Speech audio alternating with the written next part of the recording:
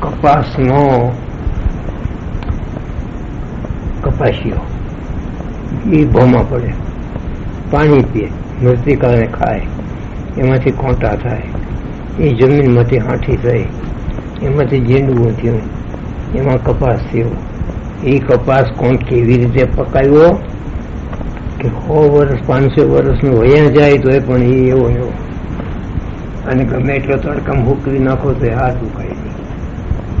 આવો નવો કૂણો એને આ કૂણો કેવી મેલી છે કે જે દુનિયા હાથમાં ન આવે. માટે એની કંપનીનો કોઈ પાર નથી.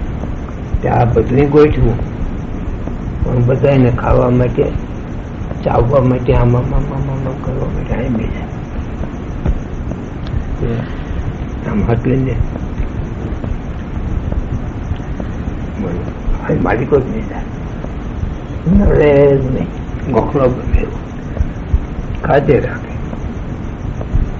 ગાયું બેસું મોટા લાંબા રાડા મોઢા મળીએ, હાથી જેવો જબરજસ્ત મોટી દાળ ભાંગીને મોઢા મળીએ, મંડે ખાવા રાખી દાળ આમ આમ થતી હોય, ચાવતા ચાવ બધીએ ખાઈ જાય, બધીએ પચી જાય. અને જીવન રહે.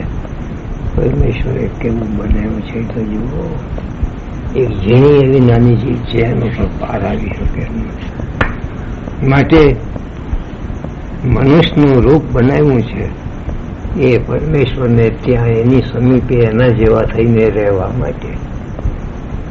ગમે તે દેશનો માણસ આવે પણ માણસને ત્યાં મહેમાન થાય તો એને પાણી પાવું, બેસવું, એમાં સુવાણ થાય.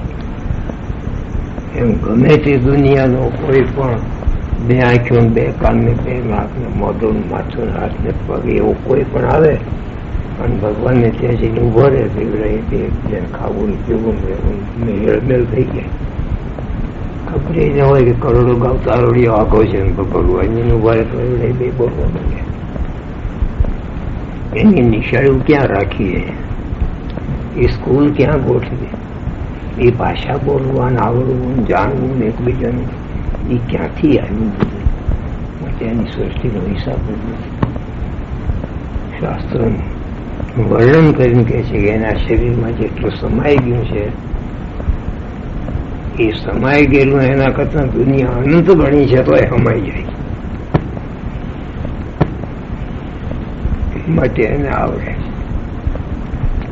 એ મહિમા સમજવા શીખે તો ભગવાનને ભજવા શીખે. મહિમામાં સમજે ઓછી રહી ગઈ તો મારા જેવા તમે, તમારા જેવો હું. બેની જિંદગી વહી જાય. નરસિંહ તો જુનાગઢમાં વયા ગયા, શ્રી કૃષ્ણ જુનાગઢમાં વયા ગયા. ન ઓળખે તો કાંઈ નહીં, ઓળખે તો પરમેશ્વર મોક્ષમાં લઈ જાય છે.